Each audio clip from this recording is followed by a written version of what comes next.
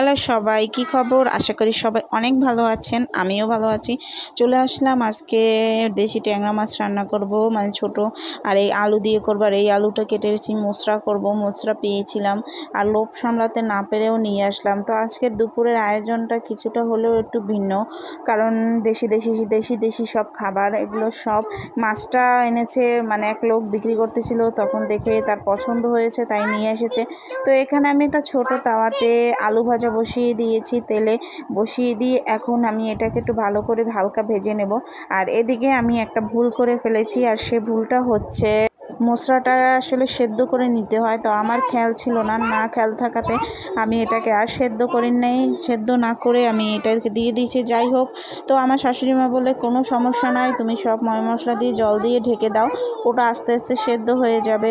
তো এখানে আমি একটু মশলাটাকে হালকা ভাজা ভাজা করে নিয়ে এখন যা যা লাগে, নুন হলুদ লবণ মরিচ যা লাগে সব কিছু দিয়ে এখন এটাকে ভালো করে মেখে নিলাম। মেখে নিয়ে এখন এটাকে আমি আপনার চুলার মানে করে দেব, জল দিয়ে একদম ঢাকনা দিয়ে ঢেকে দেবো, তবে এটা আস্তে আস্তে হইতে থাকবে। তো এইটা আমি এখানে রেখে দিয়ে চলে যাব মাছ। আর যেহেতু আমার শাশুড়ি মাছকে বাইরে গ্রামের বাড়িতে চলে যাবে, তাই ভাবলাম তার জন্য বাড়িতে যেহেতু যে আবার রান্না করবে, এর জন্য আমি ভাবলাম ট্যাংরা মাছ একটু বেশি করে নিই। আর রুই মাছ নিয়েছি, কাতল মাছ নিয়েছিলাম 4 পিস, তো সেটাও করে দেব।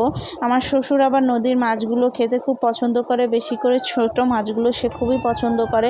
তো এখানে কিন্তু এই যে দেখুন, আমার কিন্তু মশলাটা কিন্তু সুন্দরভাবে ফুটে উঠেছে।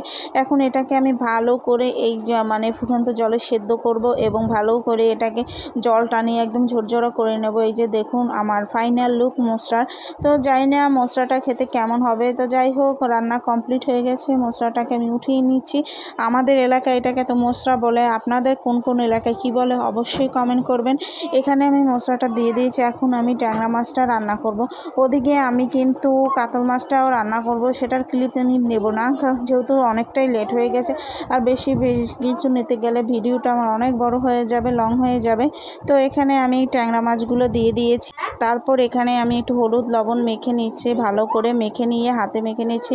যেহেতু আমার রান্নাঘরে আলোটা পড়ে না, যার জন্য রান্না করতে হলে আমাকে লাইট জ্বালিয়ে করতে হয়, এর জন্য সমস্যাটা হয়, আমার ভিডিওটা অনেক সময় ভালো হয় না।